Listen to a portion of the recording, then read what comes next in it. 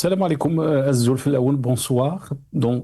Pour la deuxième partie de cette émission, Rétro Info de la semaine, on va revenir cette deuxième partie sur les décisions qui ont été prises au Conseil des ministres, l'augmentation des salaires, l'allocation chômage, l'allocation touristique, qui est devenue donc un vrai casse-tête pour le pouvoir en Algérie, mais on va aussi revenir sur cette loi qui concerne donc la déchéance de la nationalité. Juste après cette petite vidéo concernant aussi la loi de finances 2026, je reviens à vous juste après ça. Pour préserver les grands équilibres financiers de l'État et renforcer l'investissement, tout en préservant le caractère social de l'action publique, la loi de finances pour 2026 prévoit une enveloppe budgétaire conséquente pour les salaires, traduite par une revalorisation du salaire national minimum garanti qui passera de 20 000 à 24 000 dinars à compter de janvier 2026. Dans le même sillage, l'allocation chômage passe elle aussi de 15 000 à 18 000 dinars avec une prise en charge totale de la couverture médicale, une mesure qui confirme la volonté des pouvoirs publics d'assurer un revenu minimum aux demandeurs d'emploi et de préserver leur dignité durant la phase de recherche de travail. La nouvelle loi de finances met en outre l'accent sur la préservation du pouvoir d'achat, l'amélioration du cadre de vie, la réduction des charges pesant sur le consommateur et la stabilité des prix. À ce titre, les transferts sociaux ont atteint près de 6 000 milliards de dinars, l'équivalent de 46 milliards de dollars, soit près du tiers du budget de l'État. Voilà. Maître Salah Debbouz, peut-être, pardon, puisque je vais commencer avec Djihad Halimi, cette question. Djihad Halimi, donc on a vu des décisions et des prises pendant le Conseil des ministres cette semaine. Salaire minimum garanti donc en hausse, allocation chômage la même chose. On a parlé aussi cette semaine, il y a eu beaucoup de débats sur l'allocation touristique. Comment peut-on lire donc toutes ces augmentations concernant donc le salaire minimum, l'allocation chômage et la question socio-économique que traverse notre pays?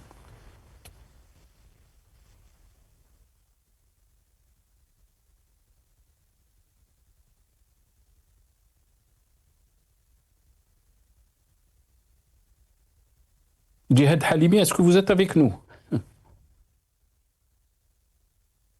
Ah non, on a perdu Djihad Halimi. Maître Salah Debbouz, la question est à vous. Je ne sais pas si vous avez entendu la question, Maître Salah Debbouz. Oui, bon, écoutez, alors, je pense que il y a un principe. Le principe, c'est que les couches sociales les plus vulnérables doivent être protégées. Ça, le gouvernement le dit depuis 1962. L'idéologie du pouvoir déclarée, c'est de défendre les grands principes universels. Et parmi ces principes, la protection des couches sociales les plus diminuées, c'est-à-dire offrir un renseignement, des médicaments gratuitement, même un logement, etc., et du travail, etc. Ça, c'est des principes que le pouvoir a même inscrits dans les documents fondamentaux politiques de l'Algérie. Dans les années 70, il y avait la charte nationale. Et après, il y a eu la constitution. Et à chaque fois, les courants constituant le pouvoir le répètent et le soutiennent. Mais entre ces principes déclarés et les mécanismes adoptés pour arriver à ces fins, il y a un fossé énorme. C'est-à-dire aujourd'hui, les mécanismes structurant l'économie de l'Algérie et même la politique monétaire, c'est des mécanismes posés sur de la triche, du mensonge, c'est-à-dire la monnaie ne reflète pas la santé économique de l'Algérie. C'est des billets imprimés par la Banque d'Algérie. Elle achète les produits de l'extérieur à un prix et elle a une réserve de change importante, elle soutient ses produits par cette réserve de change, ça n'a rien à voir avec les équilibres sociaux, et donc elle met à la disposition du citoyen, et au même titre, c'est-à-dire celui qui est capable de payer le prix réel de ce produit, il a accès à ces produits au même titre que les couches diminuent. Donc ça, c'est faux. Et donc, à partir de là, le discours produit par le pouvoir, qui déclare ces grandes valeurs de protéger les couches sociales les plus diminuées, etc., devient en réalité une couverture d'une corruption donnée au peuple, qui ne peut... Vous savez, les générations des droits de l'homme, on en est à la 6e génération, c'est-à-dire l'homme a commencé à demander des droits les plus élémentaires, droit de se nourrir, de se soigner et d'avoir un logement. Ensuite, on arrive au 2e, 3e, 4e, 5e, 6e, on en est à la 6e génération. En Algérie, on est encore coincé dans la première et peut-être 2e, et au milieu des cas de la 3e génération, c'est-à-dire en Algérie, c'est encore les questions de se nourrir et de se soigner et de se loger qui pose, et d'avoir une éducation correcte qui se pose, et de qualité. C'est-à-dire aujourd'hui, le pouvoir en Algérie, il vous offre une occasion médiocre, mais généralisée, une couverture sociale médiocre, mais généralisée, etc. Donc, pour ne pas réclamer des droits de la 4e, 5e, voire de la 6e génération, on en est à réclamer les droits de la 1re et 2e et 3e génération, et le pouvoir, pour nous calmer, sous les titres d'équilibre sociaux et de grands slogans, il présente de la corruption à la société pour les calmer. C'est-à-dire, on augmente les salaires, bien sûr que les salaires doivent être augmentés, mais 24 000 dinars ne représente pas du tout le minimum qui doit couvrir même un chômeur. C'est-à-dire aujourd'hui en Algérie, avec 24 000 dinars, vous ne pouvez rien faire. Vous ne pouvez même pas vivre tout seul.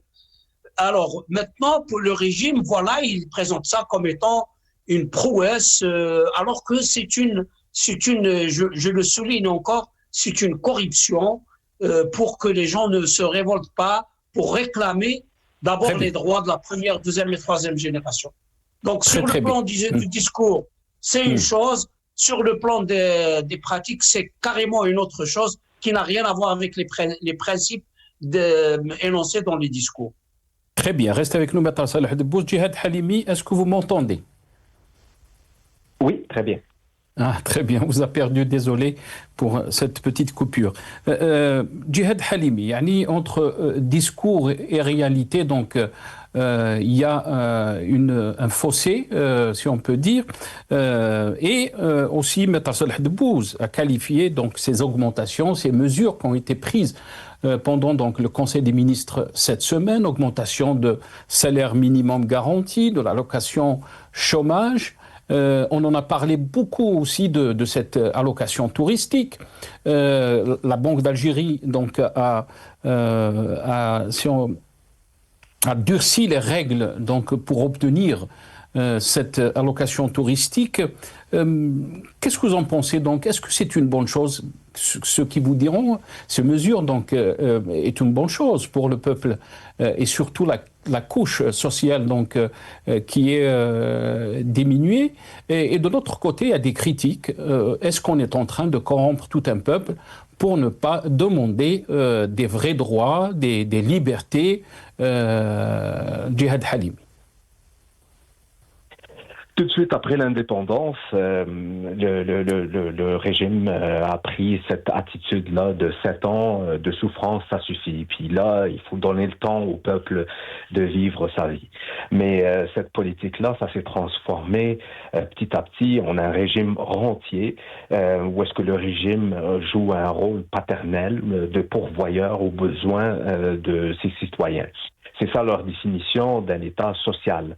Mais malheureusement, juste en étant un père de famille, on sait que notre responsabilité, c'est de créer un cadre sécuritaire pour nos enfants. Par exemple, moi, il est de mon devoir de père de fournir un logement adéquat pour mes enfants, de leur mettre de quoi manger sur la table, mais je suis impitoyable, intransigeant par rapport à l'éducation, par rapport au travail s'ils sont à l'âge de travailler. Donc, c'est ça la confusion qu'ils ont créée, c'est que eux, ils sont un pourvoyeur à 100%. Ils sont en train d'élever des gens complètement handicapés. Imaginez un bébé de 6 mois, on l'attache, on le nourrit jusqu'à l'âge de 18 ans. Puis après ça, à l'âge de 18 ans, on va se plaindre chez les voisins, on va leur dire que nos enfants, ils sont pas capables de survivre, on a des enfants incompétents. Et ça se reflète dans l'expression de la plupart des responsables chez nous. Est-ce que c'est un peuple? C'est ça le peuple avec lequel tu veux construire un pays? Vous l'avez créé, ce peuple-là. C'est la citoyenneté, un peuple avec une lame aiguisée. Il faut aiguiser cette lame-là. Il ne faut pas la laisser rouiller comme ça. Oui, c'est vrai qu'ils utilisent les ressources financières qui proviennent de la rente pour acheter de la paix sociale. Mais avec tout ça, ils ont condamné plusieurs générations d'Algériens et d'Algériennes à attendre que les autorités leur fassent quelque chose. Moi, ce que je m'attends de l'État algérien, c'est qu'il me donne un bon système d'éducation qui me soigne. Puis, à mon tour, moi, je vais utiliser cette éducation-là, et j'espère qu'elle sera efficace pour pouvoir créer de la richesse, pour pouvoir payer pour ces services-là, éducation, santé, pour les générations à venir. J'aimerais bien qu'un État me protège quand on importe des produits de l'extérieur pour qu'on n'importe pas des produits toxiques ou de la drogue. Mais j'aimerais bien qu'il me laisse importer des biens d'investissement pour ouvrir des usines. Là, ils ont échoué à fabriquer des choses en Algérie, puis ils empêchent le peuple algérien d'importer les choses eux-mêmes pour pouvoir, au moins, on n'est pas un pôle industriel, mais on peut devenir un centre commercial dans la région. Mais ils n'ont pas réussi dans la production, ils n'ont pas laissé les gens travailler dans le commerce. Puis à chaque fois, quand on regarde tous ces problèmes-là, la source, elle est la même. C'est ce régime-là et c'est sa vision. Et malheureusement, c'est ça ce qui m'attriste aussi, c'est qu'en 2019, nous avons diagnostiqué tout ça. Puis on a dit qu'il faut changer tout ça. On ne peut pas continuer avec cette mentalité-là. Il y a une partie qui a choisi de changer de l'intérieur et malheureusement, on n'a pas le choix. Il faut laisser ce régime-là, avec ses décisions catastrophiques, nous mener droit vers le mur. Et ce qui me terrifie en tant que citoyen, c'est qu'on se dirige vers ce mur-là à une vitesse grand V, puis on va le frapper plus tôt que ce qu'on pensait. Ce qui me terrifie davantage, c'est qu'en tant que militant et militante, on n'est pas mieux outillé qu'en 2019 pour faire face à ça. Il n'y a pas d'unité parce que chacun met le focus. Par exemple, quand on met le focus sur l'article de l'islam, c'est la religion de l'État. Là, on met ce focus-là, on est perçu comme anti-musulman. Puis, c'est ça, on met le focus sur les mauvaises priorités en tant que militant. Mais bref, c'est un autre sujet. Absolument. Reste avec nous, Djihad Halimi. Hamid Lello, qu'est-ce que vous en pensez? Est-ce qu'on est dans une forme d'assistanat, comme l'a dit Djihad Halimi, une forme de corruption, comme l'a qualifié Maître Saleh Debbouz, concernant ces mesures? Donc l'augmentation des salaires minimum garantis, l'allocation chômage, mais aussi cette allocation touristique qui a fait donc couler de l'encre cette semaine. On a qualifié l'Algérien qui serait fraudeur par nature, opportuniste, incapable de respecter les règles. On va regarder d'abord cette petite vidéo, je reviens à vous juste après. Les agences de voyage يقوموا بعملية نتاع نقل يعني مواطنين جزائريين من الجزائر إلى تونس واستعمال بعض الطرق الاحتيالية والخارجة عن طريق القانون بايصالهم الى الارض التونسيه بطريقه قانونيه، وين يعني يديروا الكاشي في الباسبور تاعهم. بعد ذلك يعاد ادخالهم الى الجزائر عن طريق بعض المعابر الغير محروسه، ويقعدوا الايام يعني 6 أو 7 أيام المنصوص عليها قانونا، ثم يعاد ادخالهم بنفس الطريقه عن طريق هذه المعابر الغير المحروسه، ويعاد ادخالهم عن طريق المعابر، حيث يعاودوا يكاشيو الاسم تاعهم ويستفيدوا من هذه الاموال هذه 750 أورو les agences de voyage. Voilà, donc le ministre de l'Intérieur, le ministre du Transport, Saïd Serioux, dans ses déclarations, qui accuse donc de détourner cette allocation touristique. Il faut rappeler qu'elle est appelée dotation, donc c'est pas allocation. Par exemple, on va faire un petit exemple des pays du Maghreb. Le Maroc, chaque Marocain a droit environ à 9 000 jusqu'à 10 000 euros par année concernant donc cette allocation touristique. En Tunisie, chaque Tunisien environ donc a droit à environ 1 700 jusqu'à 1 800 euros, alors que chez nous, on parle de 750 euros, et c'est devenu un vrai casse-tête donc pour le pouvoir en place. Hamid Lellou, votre réaction? Problèmes qui naissent de leurs décisions stupides, mais quand même, ils continuent à le faire. Moi, je vais faire une lecture en me basant sur 2 choses, motivation et conséquences. Ce qui les motive, je ne vais pas répéter, vos invités l'ont bien mentionné, la paix sociale, les couches démunies, etc. Mais ils n'ont pas les mécanismes, ils n'utilisent pas les bons mécanismes pour que ces politiques arrivent aux personnes ciblées. Maintenant, les motivations, les conséquences. Les conséquences, et on n'en parle pas, ça encourage l'économie informelle. Et je vais être très pragmatique. Un chef d'entreprise, quand du jour au lendemain, vous venez et vous lui imposez des augmentations de salaire, vous lui imposez le SMIC, vous lui imposez des charges sociales, qu'est-ce qu'il va faire? Il n'a pas le choix. Il n'a pas d'autre choix que d'embaucher de manière informelle, de ne pas déclarer ses ouvriers. Et ça encourage à l'économie informelle. C'est comme ça qu'on crée. Les gens croient l'économie informelle, ce sont les gens qui sont dans la rue à vendre des sandwichs ou à vendre des petites bricoles. C'est pas ça l'économie informelle. L'économie informelle, c'est la grande économie qui représente plus de 50, peut-être 60 à 70% de l'économie nationale, mais où les opérateurs ne payent pas de taxes. Alors, s'ils ne payent pas de taxes, comment se fait-il qu'ils puissent travailler? Eh bien, ils payent la corruption. C'est comme ça qu'on crée l'économie informelle. L'économie informelle, c'est payer moins de taxes ou pas payer de taxes du tout, mais en contrepartie, pour que ces fonctionnaires d'État vous laissent travailler, ben vous payez la corruption. Maintenant, la grande conséquence de tout ça, c'est que l'Algérie ou le régime algérien peut encore faire ça parce qu'il y a cette manne pétrolière, l'argent, parce que nous n'avons aucune valeur ajoutée. Quelle est la valeur ajoutée dans notre économie? Il n'y en a pas grand-chose. Ils sont même en train de parler d'inclure l'économie informelle dans le PIB prochain, qui représente entre 70 et 100 milliards de dollars par an. Tout ça, ce sont à peu près 45% de cet argent manque dans les caisses de l'État. Donc, vous voyez, les conséquences, elles sont dramatiques. Et bien, pour conclure, le futur prochain n'est pas rose pour l'Algérie parce que pour le moment, ils font ça, ils font du colmatage, c'est la fuite en avant, ils n'ont pas de solution et ils se soucient de cette stabilité sociale.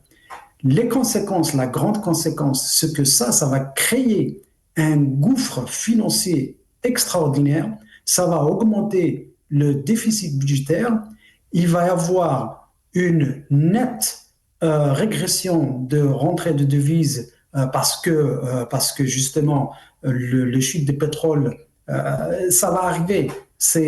Et ça va nous ramener dans les années 80 où on va aller vers une crise conjoncturelle qui va pousser le régime à une structure économique, restructuration, et à ce moment-là, des décisions graves, des décisions qui vont faire très, très, très, très mal à l'Algérien, et on va rentrer dans une crise socio-économique, et c'est ça qui est grave, parce que si l'Algérien a faim, il a soif, et la tête ne réfléchit pas. Et justement, ce ministre qui donne l'exemple de cette location touristique, c'est un bel exemple de cette économie informelle. C'est une autre manière d'encourager la devise informelle. C'est permettre, c'est de donner des opportunités à ces opérateurs qui sont proches du pouvoir. Parce que, comme je vous disais, ils peuvent faire ça que parce qu'ils payent la corruption. Et cette corruption, elle va dans les poches de ces fonctionnaires qui, eux, sont là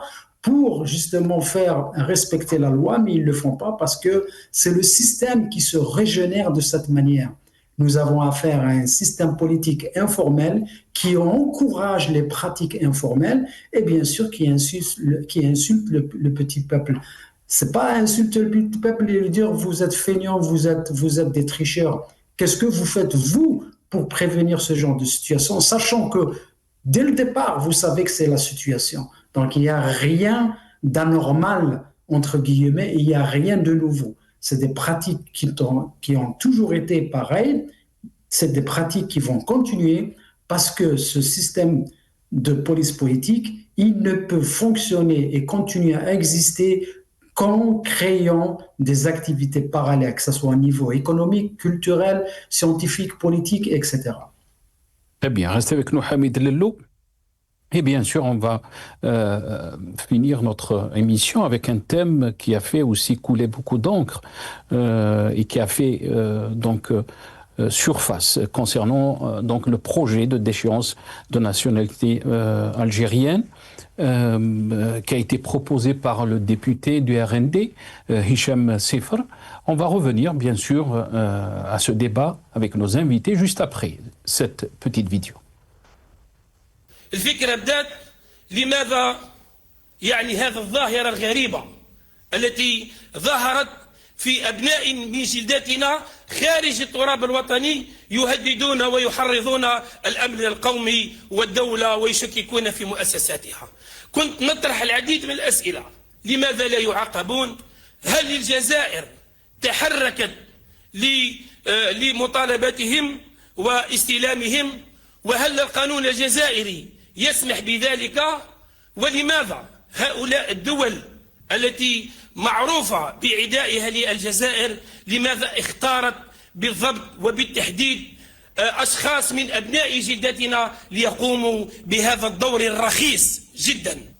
العديد من الخونة خارج الوطن لم يسلموا رغم وجود طلبات التسليم وأوامر التسليم حتى في الانتربول بحجة عدم ضمان المحاكمة العادلة أو تفبرك لهم قضايا ويقول لك ما زال محل متابعة ما كانش حكم نهائي وغيرها من الحجج الواهية. هذه المعطيات خلتنا نفكروا في الثغرات اللي خلت الناس هذم يتماداوا في التصرفات تاعهم ضد أمن الوطن وسلامة الوطن ومؤسسات الدولة. Voilà, nous avons écouté donc le député du RND, Hicham Sefer, dans cette vidéo. On va écouter dans ce passage aussi le ministre de la Justice, Lotfi Boudjema. إلى بعض التصرفات الخطيرة التي تستهدف استقرار بلادنا. فلقد برزت في السنوات الأخيرة تصرفات بعض الجزائريين شكلت مع مرور الوقت انحرافات تهدد اللحمة الاجتماعية موجهة ضد بلدهم الجزائر من خارج التراب الوطني، والتي ثبت من خلالها تنصل مرتكبوها من صفتهم كجزائريين وتحللهم من التزاماتهم القانونية والأخلاقية إزاء وطنهم، مستغلين في ذلك الحماية التي يقدمها لهم بلد الإقامة، مما ولد لديهم شعورا بالإفلات من العقاب بسبب تواجدهم خارج التراب الوطني وبعيدين عن سلطة القضاء الجزائري الوطني. Voilà. Maître Saleh Debbouz, je vais commencer avec vous donc cette question. Quelle est votre réaction? Il y a eu beaucoup de réactions, les Algériens, surtout les Algériens donc, qui sont à l'étranger, la diaspora algérienne, qui commence donc à soulever donc, d'exprimer aussi sa peur concernant donc cette loi d'échéance de la nationalité ou ce projet de loi. Votre réaction, Maître Salah Debbouze, en tant que juriste aussi, pour essayer de comprendre, ça concerne qui exactement? Bon, d'abord, il faut voir que dans le discours de ce député et de ce ministre, il y a une grande confusion. Il faut souligner. Il ne faut pas confondre régime et pays ou nation. Vous voyez, si les Algériens qui se trouvent à l'étranger, qui ne sont pas tous des réfugiés politiques, qui ne sont pas tous ceux qui critiquent ce qui se passe en Algérie, ne sont pas tous des réfugiés politiques. Ils ne bénéficient pas tous d'une protection, il faut bien le souligner, d'une protection internationale pour ça. Alors, s'ils critiquent le régime politique en Algérie, cela ne fait pas d'eux des traîtres de leur État et de leur pays et de leur nation et de leur histoire. Est-ce que tous les Algériens qui se trouvent à l'étranger, qui ne sont pas contents du fonctionnement de ce régime sont des traîtres? Si tous ces Algériens sont des traîtres, ça veut dire que l'Algérie, elle est en train d'infanter des traîtres. La majorité de ces Algériens ont fait leurs études à l'école algérienne, c'est-à-dire que l'école algérienne est en train de former des traîtres. Et ça sera encore plus grave, c'est condamnable pour le système lui-même. Maintenant, sur le plan juridique, on ne peut pas déchoir de sa nationalité quelqu'un qui a une nationalité d'origine parce qu'il n'est pas d'accord avec la façon dont la chose publique est gérée. Tout le monde sait qu'il y a de la corruption, il y a des détournements, il y a des mensonges, il y a beaucoup de problèmes. Ce régime, il n'a pas mis contre lui que des pays, il a mis contre lui même des citoyens algériens qui, pour mieux s'exprimer et mieux vivre, ont dû quitter le pays. Pour ceux qui n'ont pas pu quitter le pays, ils sont soit en prison, soit ils acceptent de se taire et d'assumer, de subir, même pas d'assumer, de subir et de mourir, c'est-à-dire carrément. Le désespoir, il est total. Maintenant, sur le plan politique, le discours de ces deux responsables prouve que la diaspora, avec sa critique, touche les problèmes et éveille les consciences d'une façon très importante au point de faire réagir, et là, il faut le souligner, ce régime d'une façon vraiment désespérée, parce que ça n'a aucun sens que vous retiriez une nationalité d'un Algérien qui se trouve à l'étranger. C'est vrai qu'il n'aura pas un passeport, il ne pourra pas voyager, peut-être algérien, etc. Il sera obligé d'aller chercher une autre nationalité. Ça sera beaucoup plus administratif qu'autre chose pour qu'il reste libre.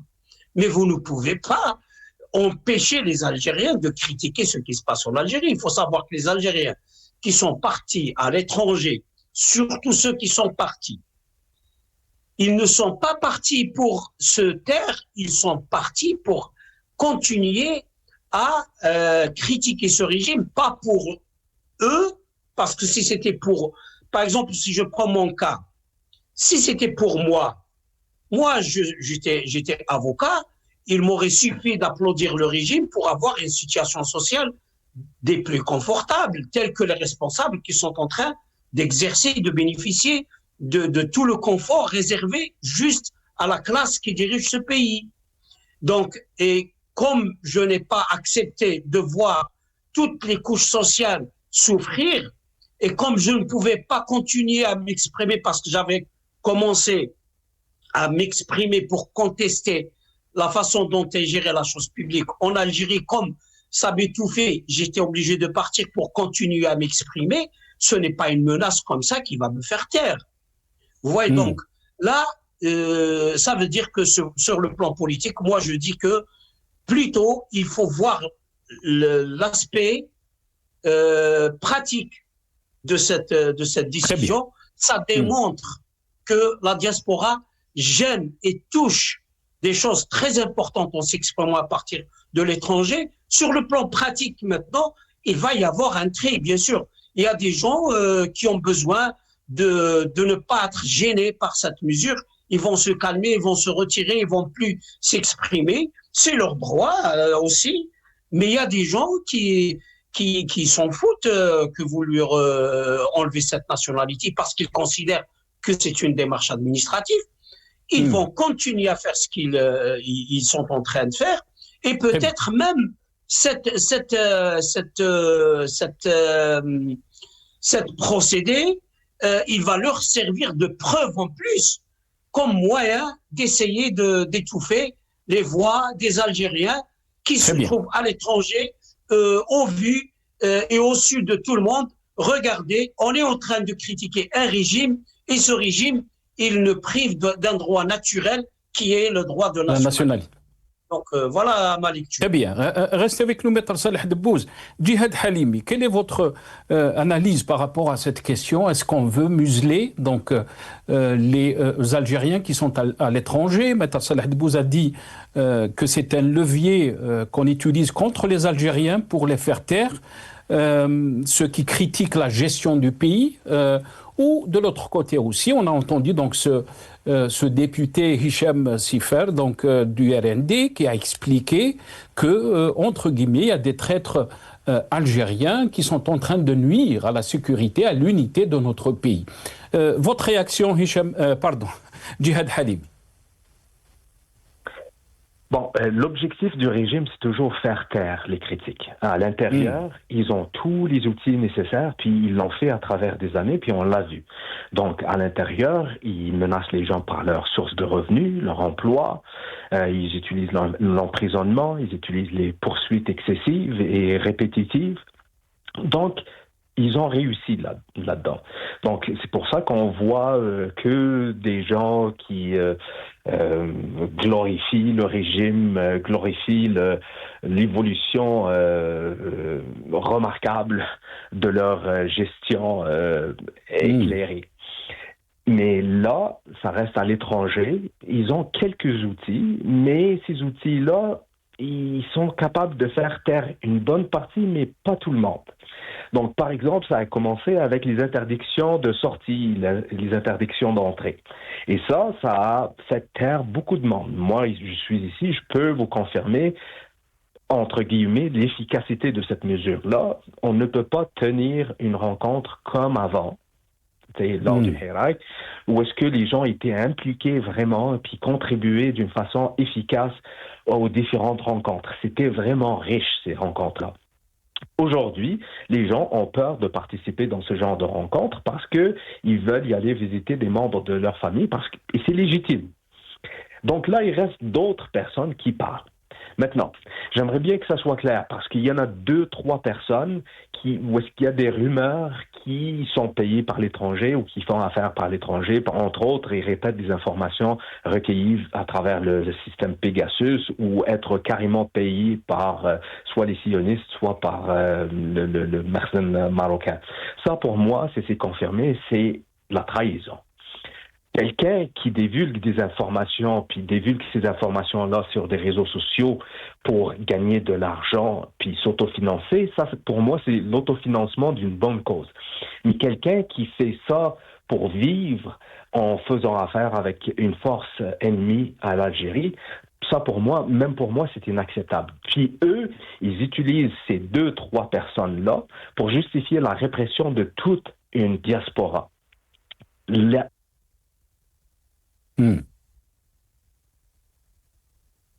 Djihad Halimi? Je ne sais pas si Djihad Halimi, est-ce que vous êtes avec nous? Non, on a perdu Djihad Halimi. Désolé pour donc ces petits soucis techniques. Hamid Lellou, sur cette question, donc, parce que le point qui a été soulevé par Djihad Halimi est très important, et j'aimerais bien sûr revenir vers lui par rapport à cette question, c'est que même le ministre de la Justice, Lotfi Boudjemaha, qui a précisé, entre guillemets, donc, que cette loi s'applique aux traîtres si on peut dire, de la nation. Et je pense que Djihad Halimi a commencé à développer ce point. La question qui a fait peur, que beaucoup de critiques ont soulevé, c'est que comment peut-on garantir dans l'application de cette loi à seulement donc cette catégorie, à ne pas l'appliquer à d'autres Algériens qui essayent donc qu'il y ait un changement pacifique du système, de politique en Algérie, qui critiquent la gestion du pays à l'échelle intérieure, à la question des libertés, la question des droits de l'homme. Hamid Lello. Il n'y a pas de garantie de la part de ce régime, il n'y a aucun doute. Peut-être la seule garantie, le droit international. Maintenant, est-ce qu'il respecte le droit international? Ça, c'est une autre histoire. Moi, j'aimerais bien, malheureusement, je vais mettre un peu de bémol à l'enthousiasme de Maître Debbouze. Désolé, je n'ai pas pu entendre M. Halimi du Canada, la connexion est mauvaise. Je mets du bémol parce que, effectivement, c'est quoi l'ennemi de la nation par rapport à ce régime? Ce sont les ennemis du régime, pas du pays.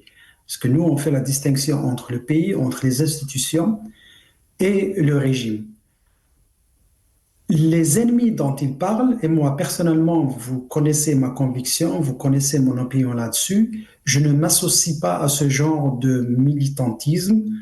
Moi, mon problème, c'est la survie du pays. Moi, mon problème, c'est me battre pour la dignité du peuple algérien, pour prendre notre indépendance, pour prendre en main notre destinée.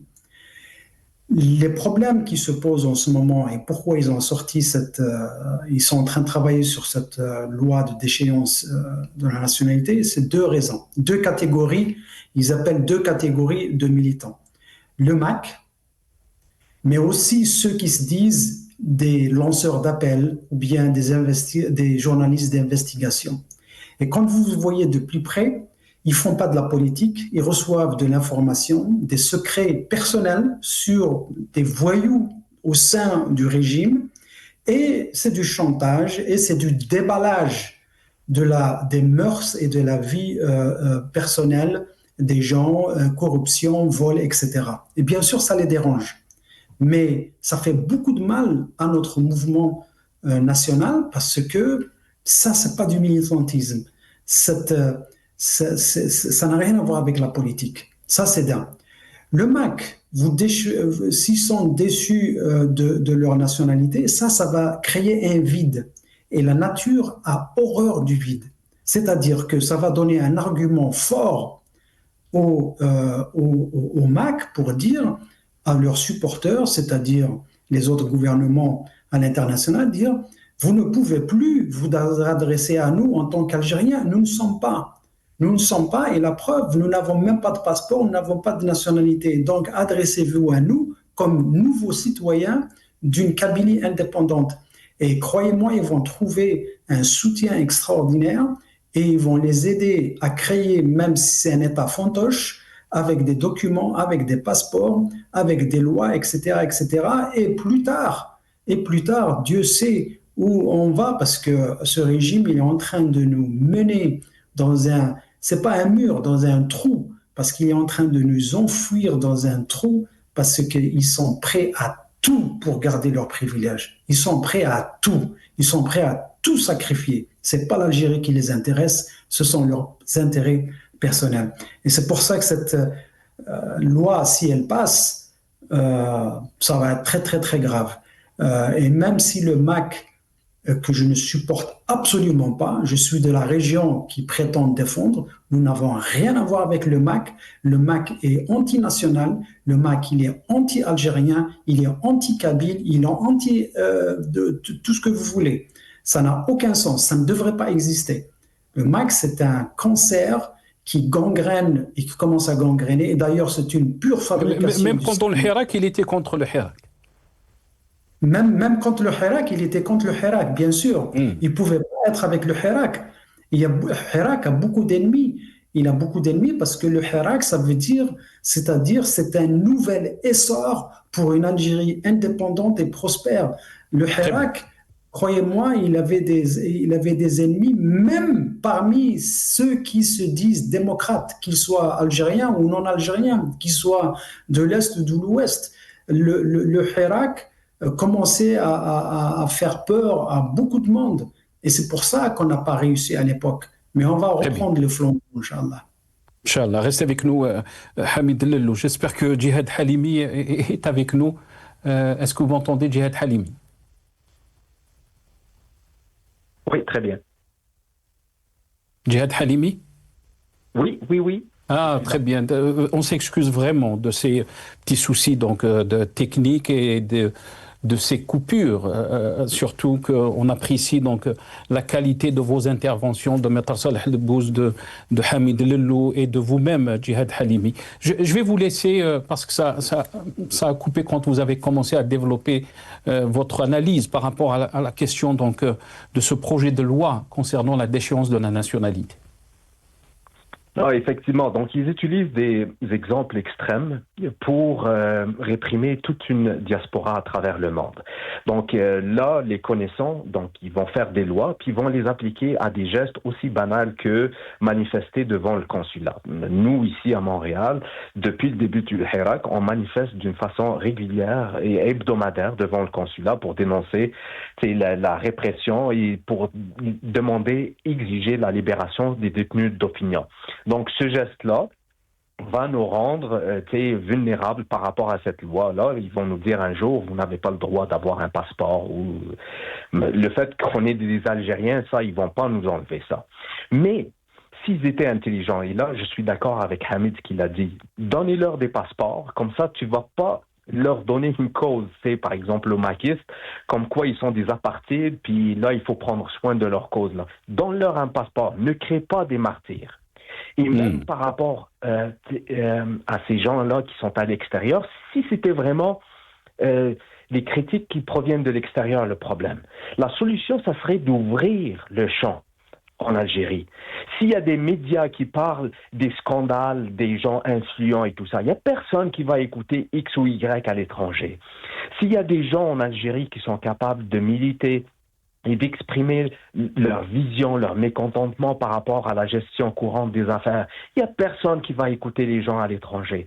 Là, ils ont créé un vide et un silence total en Algérie que même c'est devenu le bruit d'une mouche à Paris ou à Montréal, ça les dérange. Alors que le bruit d'une mouche ailleurs, là, je la comble avec un bruit local où est-ce qu'ils deviennent insignifiants à l'étranger. Mais ça, ils n'aiment pas ça. Et c'est pour ça, encore une fois, je partage la vision de Hamid qui dit que malheureusement, et malheureusement ça nous déchire le cœur, qu'on se dirige vers des jours vraiment très sombres, très difficiles pour notre pays, notre peuple, malheureusement. Très bien, restez avec nous, Djihad Halimi. Je reviens à vous, Maître Saleh Debbouz. Il me reste 6-7 minutes, je vais essayer de partager le temps entre vous. Et je pense que Djihad Halimi a fini son intervention de dire ça nous déchire le cœur, bien sûr, de la situation que traverse notre pays. Mais la question aussi que je vais vous montrer dans cette vidéo, c'est que des Algériens déchirent leur identité, leur papier officiel, que ce soit des passeports ou des cartes d'identité, parce qu'ils traversent la Méditerranée en tant que haraga pour aller de l'autre côté de la Méditerranée. On regarde cette vidéo et je reviens à vous juste après.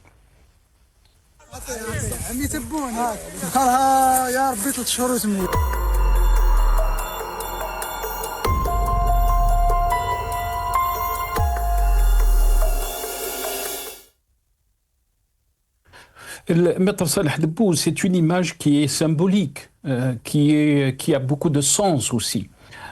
Politique, on peut dire. Les Algériens partent, même s'ils ont la nationalité, ils se disent on s'en fout de cette nationalité entre guillemets, parce qu'on vit dans un climat qu'ils qualifient de désespoir, de fermeture politique, de manque de liberté. Très rapidement, Maître Saleh Debbouz. Écoutez, bon, d'abord, il y a cette banalisation de cette nationalité qui est en train de devenir n'importe quoi. Une nationalité, j'ai écrit un post tout à l'heure en arabe sur mon profil pour dire en arabe الجنسية إذا كانت مرتبطة بالوطن فهي مفخرة أما إذا كانت مرتبطة بنظام سياسي مجرم فهي مسخرة. Donc ces jeunes, ils ont compris que cette nationalité qui est liée à un régime criminel, il faut bien le définir, c'est une maskhara, c'est une mascarade. Ce n'est pas une source de fierté. Alors ça, je mets de côté pour juste commenter ce jeune et beaucoup d'autres, hein, pas seulement ce jeune, mais il faut que je précise certaines choses. La trahison, ce n'est pas n'importe quoi, il est bien défini dans le code pénal.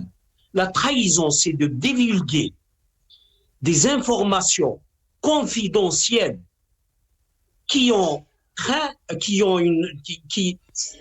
un aspect politique, c'est-à-dire politique pas politique, diplomatique, économique ou sécuritaire de l'État, mais confidentiel. Si un ministre vole de l'argent, ou si le président vole de l'argent, ou si le ministre de la Défense ou le chef d'état-major abuse de son pouvoir et que quelqu'un apporte des preuves, ce n'est pas de la trahison. Et si un responsable a une liaison douteuse ou malhonnête en utilisant les endroits ou les biens publics et quelqu'un les filme et les diffuse, ce n'est pas, c'est pas un comportement voyou. S'il s'agit d'un domaine public, quand quelqu'un il utilise son poste pour violer ou pour abuser d'une dame parce qu'elle a besoin de lui et que quelqu'un les filme et les diffuse, ça se passe c'est des alertes, ça se passe dans tous les pays du monde. On peut détester, la personne peut ne pas la détester, mais si ça se passe en relation avec les moyens publics, que ce soit l'endroit ou les moyens ou le chantage ou n'importe quoi, et qu'une personne divulgue ça, ben moi je dirais c'est en son honneur. C'est sale comme pratique, mais ça montre un mal profond. Il faut faire la part des choses. Ce régime, il est clair que c'est un régime criminel. Et les gens qui le dénoncent ne sont pas des traîtres à partir du moment qu'ils ne divulguent pas des informations confidentielles, comme c'est bien précisé dans le code pénal et dans les lois universelles. C'est tout le monde qui sait ça, c'est à travers le monde. C'est ça la trahison, de divulguer des informations secrètes en relation avec la diplomatie, l'économie ou la sécurité. À part ça, vous n'êtes pas traître. Même le MAC, il ne fait pas de la trahison, il réclame quelque chose à tête découverte qui peut être faisable si le régime, il réclame des droits, si le régime veut combattre le MAC, ben, il donne ses droits aux citoyens de la région, c'est tout. Vous privez ces citoyens de leurs droits naturels et vous voulez qu'ils ne le réclament pas par le MAC ou par un autre moyen. Il faut dire que le RCD et le FFS, au début de leur militantisme, l'essentiel de leur revendication, c'est ce qui constitue la revendication du MAC. Maintenant, qui aboutit à un projet politique.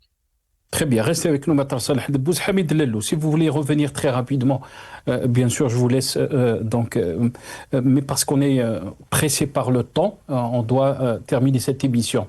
Vous voulez réagir, mais j'aimerais passer à une question pour finir l'émission aussi, parce qu'on en a parlé cette semaine concernant donc cette Coupe d'Arabe. On a vu bien sûr le Maroc gagner la Coupe d'Arabe, on a vu les deux peuples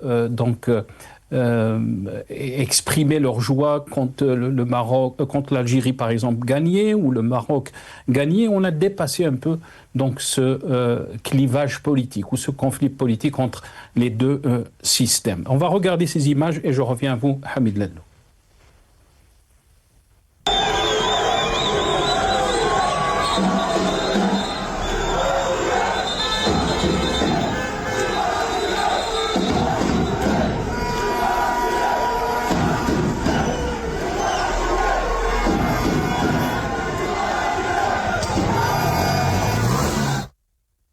Voilà. Hamid Lello, si vous voulez réagir, parce que la question que beaucoup, sur tous les réseaux sociaux, se sont posés, c'est que les peuples sont dans la même, si on peut dire, la même vision des choses. On est dans le rapprochement, on dépasse un peu ces différents politiques. Pourquoi donc le football ne peut pas réconcilier, si on peut dire, les deux pays? Très rapidement, Hamid Lello. Très rapidement, c'est sans commentaire. L'image parle d'elle-même. J'étais invité à un repas, à une soirée avec des amis, et j'étais le seul Algérien. Et il y avait justement une Syrienne qui disait « Oh, on a parlé de quelque chose sur le Maroc. » Puis elle dit « Oh non, ne parlez pas de ça devant un Algérien parce qu'il y a une ennemité. » Je dis « Non, mais ça c'est un mensonge, surtout venant d'un Arabe. Comment pouvez-vous croire qu'il y a une ennemité entre un Marocain et un Algérien? Moi, je me sens plus attiré par un Marocain que par un Syrien. Moi, j'ai rien en commun avec un Syrien. S'il y a commonalité, c'est avec un Algérien. Maintenant, le commentaire par rapport à Maître Debbouze, je suis tout à fait d'accord avec lui. La trahison touche à des secrets d'État, et ces secrets d'État, c'est ni lui ni moi. Nous n'avons pas accès à ces secrets, donc on ne peut pas être traître. Il faut travailler dans le régime, travailler dans les institutions pour voler les informations et les vendre ou les distribuer à des ennemis ou à des parties étrangères. Mais, en bref, moi, quand je parle de pratiques de voyous, ces pratiques de dénonciation ont commencé avec le Hirak, comme par hasard, et elles ont servi à quoi? Moi, c'est la saleté qui a entouré toutes ces dénonciations et la vulgarisation du crime, justement, économique, de la corruption et de ses mœurs, cette banalisation qui n'a pas servi notre combat qui me dérange. Et c'est pour ça que j'ai dit, on peut se battre contre ce régime de manière propre. On n'est pas obligé d'être aussi sale qu'eux pour les combattre, parce qu'on n'a pas besoin de ça. Ils sont tellement sales, ils sont tellement illégitimes, on peut les battre. Moi, c'est ça mon problème au niveau quand j'ai parlé de voyous. Très bien. Il y a des règles. On a compris votre message, Hamid Lello. Djihad Halimi, 30 secondes, Allah yabarik fik, et on s'excuse pour ces coupures encore une fois. On a vu une image très belle, image des deux peuples, peuple algérien, peuple marocain, qui viennent ensemble, donc fêtent la victoire du Maroc à la finale de la Coupe d'Arabe. On a vu aussi le peuple marocain donc, qui a supporté l'équipe algérienne quand elle avait gagné ces matchs aussi. C'est une image aussi qui a fait réagir beaucoup sur les réseaux sociaux. Est-ce qu'on peut dépasser, entre guillemets, donc cette différence politique entre les deux pouvoirs algériens et marocains? Est-ce que le football peut réconcilier les deux peuples? En fait, les peuples algériens, marocains et tunisiens, on est le même peuple. On est des frères, on a les mêmes qualités, les mêmes défauts. Ces images-là, ça me réchauffe le cœur. Et ça efface les images douloureuses des célébrations des défaites de l'un et de l'autre. Donc, vraiment, ça réchauffe le cœur. Le fait de voir les manifestations de Génération Z aussi contester le régime, que nous, on sait qu'il est ennemi et il veut pas le bien de toute la région. Donc, ça aussi, ça nous réchauffe le cœur. Puis espérons que la vision de nos ancêtres de nous voir unis un jour deviendra réalité. Barakallahu fik. Merci beaucoup, Djihad Halimi. Je remercie mes invités. Djihad Halimi, militant politique, vous étiez avec nous depuis Montréal et on s'excuse donc pour ces petits soucis techniques. Merci, Maître Salah Debbouze, avocat et défenseur des droits de l'homme, vous étiez avec nous depuis Bruxelles. Merci, Hamid Lello, directeur de Run for Democracy en Algérie, vous étiez avec nous depuis Washington. Merci beaucoup, Hamid Lello. Merci à vous, chers téléspectateurs, d'avoir suivi cette émission. Yatikum saha. Bqaw ala khair.